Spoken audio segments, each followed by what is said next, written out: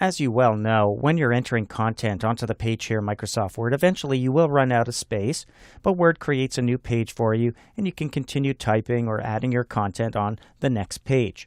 Well, what happens when the page break happens in the middle of a paragraph?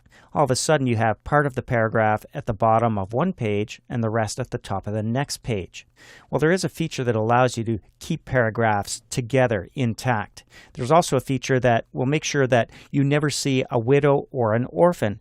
Widow and orphan control is a single line from a paragraph left on its own, either at the bottom of a page or at the top of a page. So let's take a look at those options now as we continue working with our No Obstacles HR document.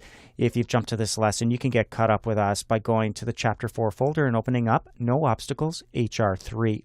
We're going to go to page 7. Let's use our keyboard shortcut Control-G. We learned this earlier that we can use Go to go to a page. We'll type in 7, either click Go to or press Enter on your keyboard, and then we'll close up this dialog. Notice that we're at the top of a page here, page 7, but we're in the middle of a paragraph. And if we scroll back and take a look, the paragraph begins on page 6. So in this case, it's not a widow or an orphan, a single line by itself, but it's actually a couple of lines, and they've been split up. So if we want to keep them together, we could select the paragraph. Let's do that. Click and drag from the beginning of place down to the end of 5 minutes. And next we'll go to our paragraph expansion arrow down here in the bottom right corner of the paragraph section on the ribbon. And that gets our paragraph dialog open. You'll notice by default here, widow and orphan control is turned on. It has a check mark. So if it was a single line, maybe the first line of the paragraph by itself on page 6 and the rest on page 7, it would automatically move that line down to the next page. Same is true for orphans, where we have not quite enough room for the last line of a paragraph and it appears by itself at the top of the next page. Well, it would move the entire paragraph down to the next page where it fits.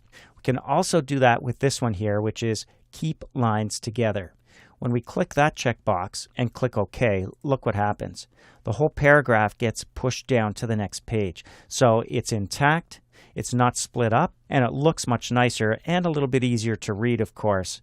That's a great feature that I like. Now, you would typically turn that on at the beginning of creating a document, and that way the entire document has that feature applied to it. Another option is to select the entire document if you've already created it. Use Control-A on the keyboard to select all, and then go back to that little arrow to open up our paragraph dialog. We'll turn on widow and orphan control as well as keep lines together and click OK. Now this can affect the length of your document. Just keep that in mind. So if there's a lot of paragraphs getting split up, new pages might be created to accommodate pushing down extra lines of text in paragraphs where they're split up. In our case, we still have a 14-page document. We'll click anywhere in the document to deselect and save our changes. What we've just done is ensured that our paragraphs won't get split up, either single lines called widows and orphans, or entire paragraphs split up anywhere in the middle of the paragraph will always be kept together thanks to Keep Lines Together.